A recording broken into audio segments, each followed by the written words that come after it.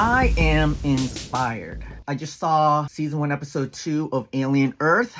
I really liked it. For some reason, I'm really inspired by Wendy. I've always been a fan of characters or humans who basically are childlike, but not childish. You know, and I like to think of myself like that as well, but I don't know if that's what it is, but I like her innocence, her fearlessness, because they don't have the hormones to feel fear, I guess, even though I question it with one of the other characters. I like the idea of being like that, but I don't know if I want to act like that.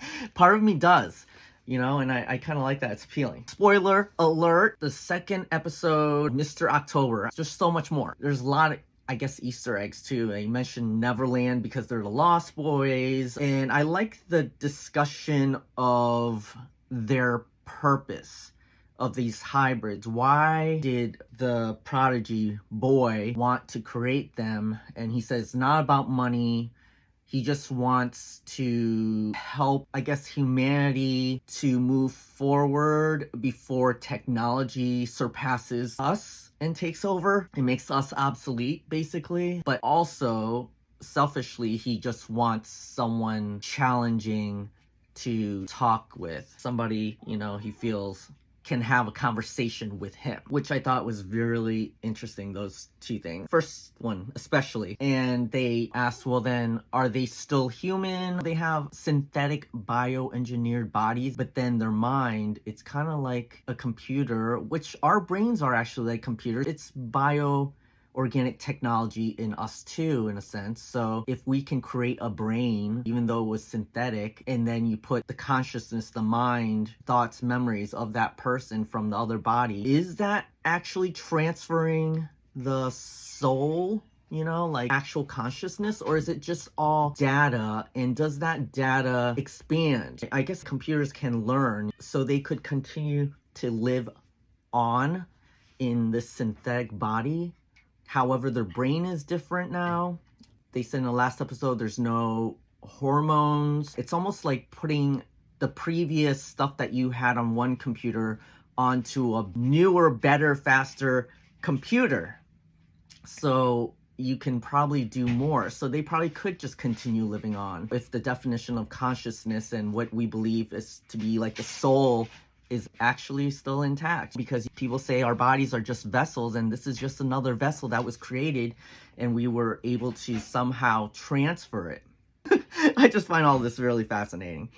And I also wondered if she was more special than the other kids, because they do mention that they are all special, but that she's particularly special because the boy genius guy specifically mentions being able to talk with her, as if she has some capability of being smarter and learning more than regular human, and that her potential is to be this really smart thing. And some other Peter Pan references. Apparently the other kids, their names are Slightly and Nibs, and Jason told me that they're basically other characters from Peter Pan, not just the Lost Boys, but also the pirates. So it's not just the Lost Boys. It would have been interesting if they had code names for something else that were the pirates that were somehow related to the Lost Boys, as if the pirates were like their handlers or the team that they have that goes out that are human. Maybe they're the pirates. That would have been kind of interesting, and they're Captain Hook. Who is the boy genius? Is he supposed to be Peter Pan? I don't know. Anyways, I don't know if they're going to get that far and address all that. And I also wonder how advanced their bioorganics are. Are they actually better than human bodies? Human bodies do decay and break down, and they mentioned that they couldn't die. So that means it's not like the human body, even though it's somehow organic. They say they also don't feel pain, because maybe they don't have pain receptors. I can't remember, but they're machines that can just replace parts if they happen to need replacement, but they made them seem like they just don't die. So I wonder if this advanced bioorganic technology in their bodies are capable of other things that humans can do, have children or eat, because she also says she doesn't eat and she misses eating. So they just left out those type of things in the body so she could never eat or have kids. And so my two questions would be, do the face huggers have something they can work with these hybrids because they're also bioorganic, or do they not? What is the face hugger doing with the bodies that they impregnate that helps with the egg to grow into a xenomorph? Is it certain nutrients? Could these synthetic bodies be a good host for these eggs as well, and then come out with a very different xenomorph? Is that possible? And also, are these synthetic bodies like Mother Nature's bioorganic species in which over time can evolve? If they're computers, they talk about computers making computers and evolving, so can they also evolve? Can their bodies evolve? Especially if they can't die and reproduce, can they then change their bioorganics to reproduce or to make them better, to upgrade themselves? Interesting. Curious. And I like the line in the show where the synth, I can't remember his name, the Timothy Olyphant character, he says fear is for animals, or fear is, but it's funny because it seemed like one of those kids seemed scared. They're kids, and then because they're kids, maybe they think they're supposed to be scared because they think like kids, and so they think they're scared, but they're not supposed to feel scared. Wouldn't that just also change their personalities if all of a sudden they just weren't scared of stuff, but they were still kids? But for some reason, their kid personality still shows through. It makes me question that whole fear thing. Is that just part of their brain, their programming, thinking that they are scared, but they aren't actually scared? They're actually dead inside, like robots, and it's just programming that's making them, quote unquote, think and feel. That's what we are too, aren't we? I don't know. This is getting very complicated, because then it's like when you build AI, at what point does it then become alive and real, or is it just simulating everything? So is their brain just simulating them as a child, and that's why we see that some of them look like they're scared or say things that make you think they may be scared, but really they aren't? Can they just switch it off? And we notice that there are other aliens. By the end of this episode, we find out that there are 5 different species.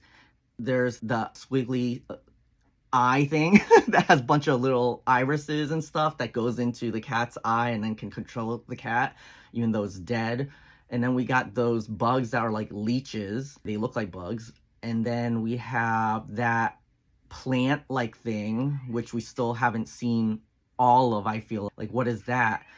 And then there's the xenomorph. And what's the 5th thing? I don't know what the 5th thing is. Did we see it? Is the 5th thing the face hugger? Maybe not, because it's still part of the evolution of what becomes the xenomorph. Is the 5th thing the alien queen? They must have an alien queen, because they end up showing that there's those eggs that birth the face huggers. So where does the alien queen come from? That would be my next question. Does one of those other aliens make the queen? Maybe that plant thing births the queen? Curious. Can that eye thing take over a xenomorph? I wonder. The Cyborg is a pretty cool character, but boy, he's supposed to be half human, right? He is probably the least human of all the synth and hybrids, because he seems to be really just about doing what he's expected to do and has very no emotion about it. And so he actually seems the most robotic of all. He has this gun that can shoot out electricity and shock things and shock people and shock the xenomorph so that it falls and just becomes limp. And then in that same gun, he shoots this liquid spray. It's kind of making a web like a spider. It goes all around the xenomorph, and then it solidifies into a bag around it. And so he just drags the alien along. Very cool. But my question is, where was this gun in all of the Alien franchise in the past? Where was this gun? Could they not have used this gun to just shock, stun them, and then bag them? I feel like the Cyborg had a plan. He knew what he would have done to continue to secure this xenomorph after bagging and after it maybe waking up. I feel like he would have known what to do. So if he knew all that before, why did it ever become a problem? I guess if he was able to do all of that, then there wouldn't be much of a story. But it just made me think, how convenient. He all of a sudden has this gun that can do all these wonderful things. What else can it do? I really like that they really lean into just so much more mythology of this world, more world building. The fact that there's these other alien species is really cool because we never really seen any other alien species in this franchise other than crossovers with the Predator. So to see these other things opens so many other doors, especially all these ideas people have about there being a shared universe between Blade Runner, or you could even say maybe it's somehow a shared universe with other Ridley Scott stuff like Raised by Wolves or who knows what else, right? And these other aliens could be explored. They could be part of some other franchise in the future. Who knows, right? It could be another movie. Wendy mentions offhand, really nonchalantly, warrior mode. Is she telling herself that? Or is she telling, what is his name? Slightly. Slimy? Slightly. Was she telling Slightly to go into warrior mode? Do they all have warrior modes? That was another thing that I was discussing with Jason earlier when we're watching, is that were they not built to just be and not built for a specific purpose? I thought the idea that the Boy Genius didn't create them for this purpose of rescue and handling these hazard locations, because you're basically throwing kids in there and they don't know what they're doing. They don't know how to help people. They really don't have the skills required for this particular job. They weren't designed for this. However, if they had wanted them to be designed for something like this, I feel like they could have programmed their bodies or added certain memory pockets or skill pockets, talent pocket programming in that bioorganic brain that will interface with their consciousness from their actual body. That way they would have all these extra skills that would help them in these situations. I don't think they have that. However, she said warrior mode. So I'm thinking, is that her just being like, let's get tough, warrior mode? Or is there an actual warrior mode? And does she have it, or do they all have it? I just thought that's interesting because I didn't think they had programming like that. And I thought that it was funny that Joe, the medic who Wendy is looking for, her brother, he ends up going into this apartment where there's a baseball and he's just obsessing over it, having flashbacks. I appreciate all that. But my first thought is, you were just shot with this electric gun and shocked you could have died, and that guy was a cyborg probably, and he took the xenomorph. There's this crazy alien here. I just feel like him just sitting there looking at this baseball, sure, I get it, but I feel like there's a little bit more important things going on than to obsess over with this ball. Just thought that was interesting. Mr. October, I'm trying to figure out how that fits in. Is he Mr. October? Well, actually, in the show, when he mentions Mr. October, the terminology that was used by their father for having a special opportunity and then taking it or something like that, it was implied that it was Wendy, because Wendy then's like, Mr.? Shouldn't it be something else? Implying that she is Mr. October, I think. I didn't totally wrap my head around that, but I don't know that it's important to do that. Wendy ends up finding Joe, her brother, and she doesn't reveal herself to him. And he probably just thinks, boy, she's really kind of weird, because she talks to him and looks at him in a very specific way. She somehow knows him or something. There's something going on. And so when she's outed to Joe by Slightly, he doesn't believe her at first, but then he tests her by asking her about, on the Christmas of when you were 7 years old, you woke me up really early in the morning. What did you say? Things like that. I don't know how I feel about that. I don't know if I would remember certain things. I think it would be very human for her to be like, can you try something else? Because I can't remember that one. Because otherwise, for her to answer it and it be so simple, seems like she's just running her memory banks. You know what I'm saying? An actual computer that we build can do searches and find things like that. But we as humans with our brain, we can't search in the same method and be able to find that information, which is actually really interesting. That's another huge distinction with organic brains and computer brains. But maybe because her brain is so much more advanced, it can do search through memories. Maybe that's what it is. But I just didn't think that I would be completely convinced yet. I'd be convinced that maybe that actually happened, that she was transferred into this body and it has its memories, but I wouldn't believe that it was her.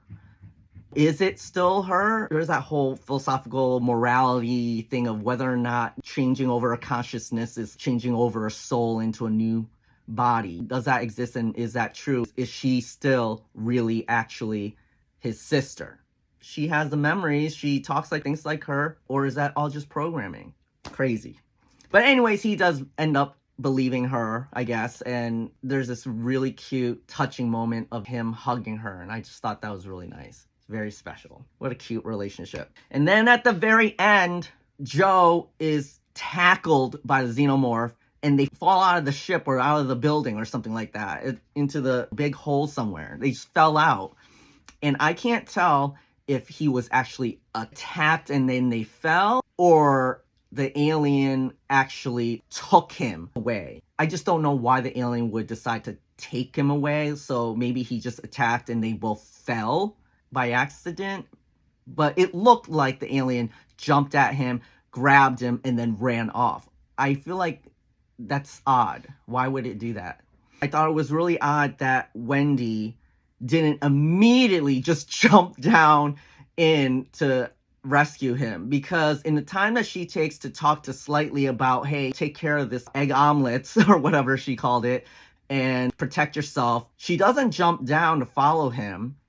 She ends up running off back into the building. In that time, the xenomorph could have completely destroyed and mutilated and killed Joe. There's no time. You needed to have jumped in there when they fell. Why would he not be dead? Why did the xenomorph not kill him? But it's writing, right? So they need to build that suspense or something, and they have to get into the next episode. So that's where it ends. I guess we'll find out what happens. I just feel like he would have been dead so much quicker, right? This is a really good show. It's really fun, especially if you're into this type of sci-fi stuff, sci-fi horror, thriller, and especially if you're a fan of the franchise. This is great world building, and they nailed the tone. They said that this was adjacent to Romulus and around Alien 2, so is it before Alien 2? Is it, you know what I mean? And so obviously in this Earth, the first Alien had already happened, so the Weyland Corporation already knows that these xenomorphs exist and that they sent that team with Ripley out there, and maybe they never heard back. And then I think they got some communication back from the synth that was in there, especially following into Romulus where they reactivate him. I think he contacted Weyland. So I'm just so curious what the connection is now, because it's just so close to those two movies now. Okay, maybe we wouldn't see Ripley and them walking around. We'll see them exist in other ways in this world. Relatives or references to them, like photos or maybe like whatever, right? Of them existing in this world, because we know it's after the first Alien, but how far from Romulus is it, and how close is it to the second movie Aliens?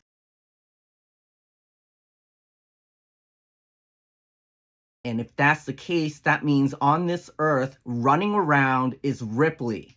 Ripley is running around somewhere. So does that mean we're gonna see a younger Ripley, part of some organization unit that will eventually go on this space mission on the Nostromo? I just have all these questions now. Like, you'll see all those characters, really. They literally could have relatives of those characters and those actual characters in this show if they wanted to. At the beginning of this recording, I had said I was really kind of inspired by Wendy. I also wondered who Noah Hawley was and what else they had done. So they are a writer, director, and apparently they worked and created the Fargo series for FX and Legion, which is X-Men. I did see that show. I did think it was pretty cool, but I didn't watch a lot of it. And he worked on a few other things, including the show on HBO Max that I wanted to see called My Generation, which is very interesting to me that he worked on that show too. So curious. So I had a lot of thoughts about this episode that